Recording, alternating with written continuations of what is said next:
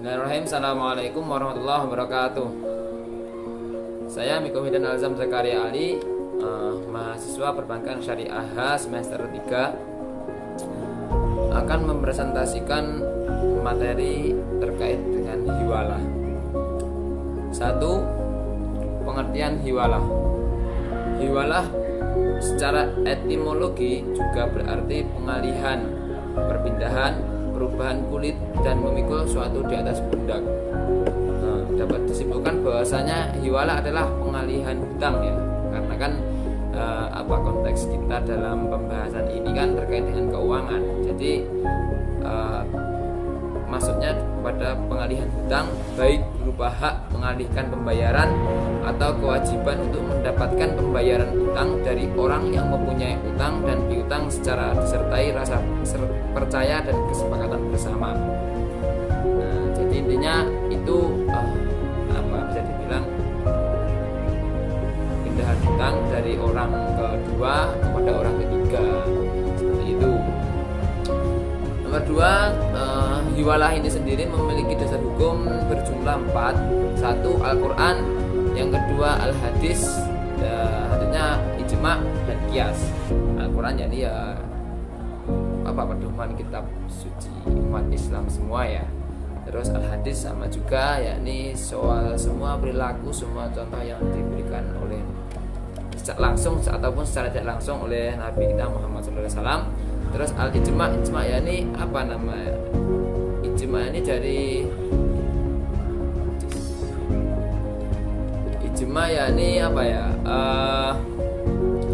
pendapat dari ulama-ulama gitu ya. Jadi ketika ada suatu permasalahan dan di dalam Al-Quran dan Al-Hadis itu tidak ada, karena kan semakin mengikuti zaman. Ketika zaman dahulu, ketika permasalahan zaman sekarang itu tidak ada zaman dahulu, setelah makanya ijma. Yang terakhir qiyas ya. Qiyas yaitu suatu hukum yang baru yang pada zaman dahulu itu belum ada. Seperti kalau ijma tadi kan proses ya dari pendapat ulama, sedangkan qiyas ini ya satu hukum yang zaman dahulu itu belum ada.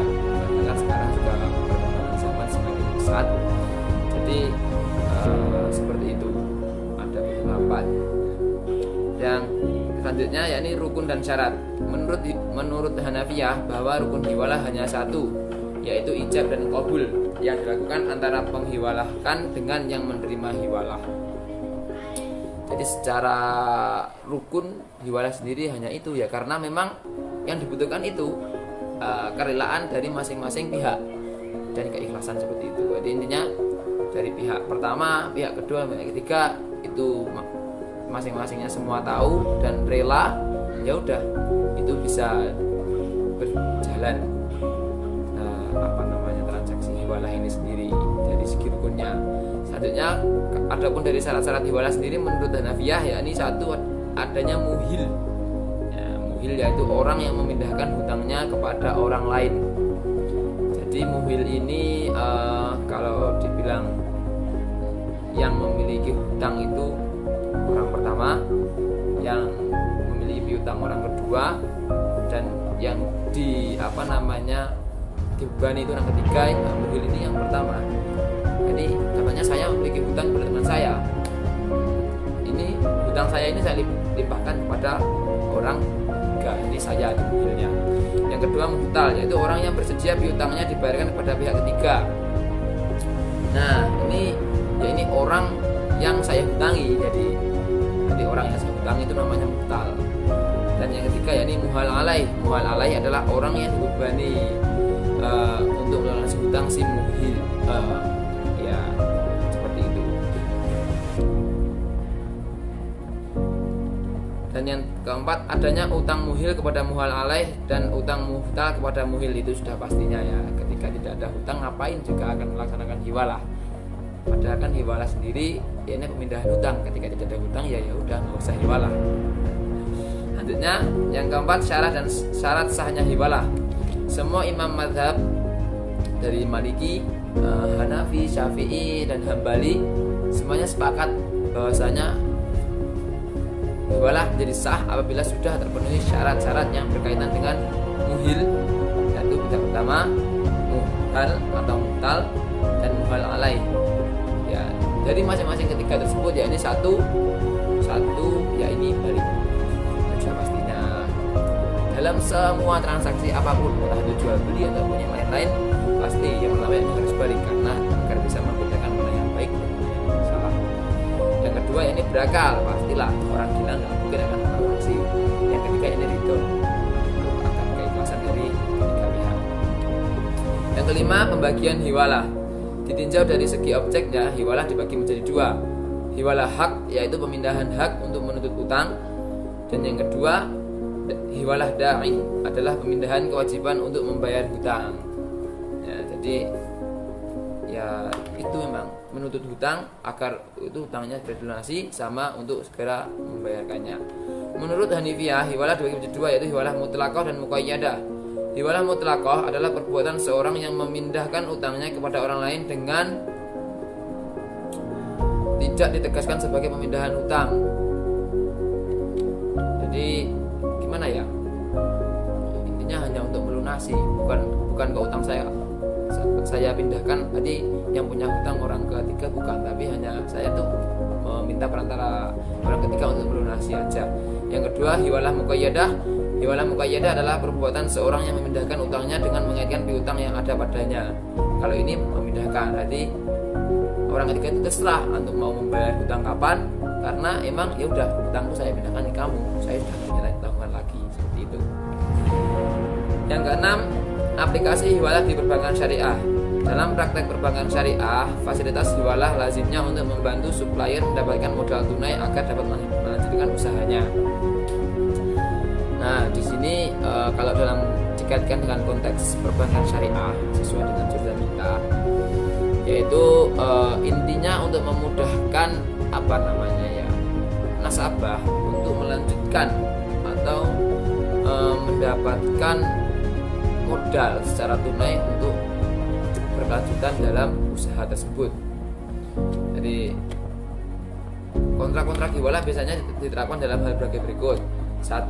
Factoring atau anjak piutang. Nah, ini sudah juga ada pembahasannya dalam matkul yang lain ya, seperti anjak piutang dan lain-lain itu, di mana para nasabah yang memiliki hutang pada pihak ketiga memindahkan piutang kepada bank. Nah, jadi ini intinya dari pihak nasabah itu memindahkan hutangnya kepada bank. Jadi yang memiliki kewajiban melunasi bank, tapi nanti secara berangsur pihak nasabah juga akan membayar angsurannya kepada bank. Post dan cek, di mana bank bertindak sebagai juru tagih tanpa membayarkan dulu piutang tersebut. Nah, di sini bank kalau dibilang dalam profesional itu apa ya? Rentenir ya. Nah, bank hanya sebagai juru tagih. Yang ketiga ini bill discounting. Secara prinsip bill discounting ini serupa dengan hiwalah. Hanya saja dalam bab ini nasabah hanya membayar fee, sedangkan pembahasan fee tidak ditetapkan dalam kontrak hiwalah. Jadi ini nasabah hanya memanfaatkan jasanya dari bank tersebut. Selanjutnya berakhirnya akad hiwalah. Yang pastinya suatu akad tersebut pasti akan bisa berakhir ya.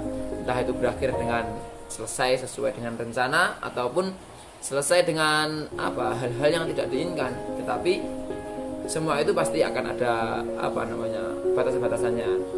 1, karena dibatalkan. Ya pasti, karena ketika dari ketiga pihak tersebut membatalkan dan saling rela juga, maka secara langsung akad tersebut juga akan selesai. Yang kedua, hilangnya hak muhal alaih karena meninggal dunia atau bangkrut, atau ia mengingkari adanya akad hiwalah sementara muhal tidak dapat menghadirkan bukti dan saksi.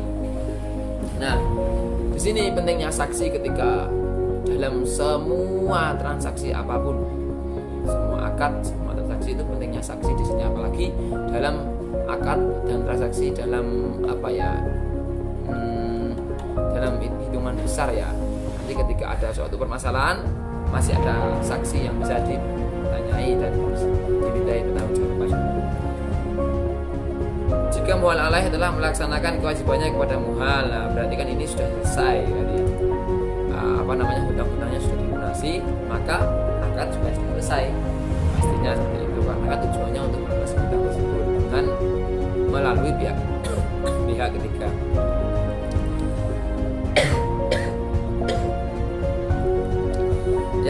keempat yakni berakhirnya akad hiwalah, yaitu meninggalnya muhal sementara muhal alaih mewarisi harta hawalah, karena pewarisan merupakan salah satu sebab kepemilikan. Nah, di sini bisa dibilang hartanya diikhlaskan seperti itu.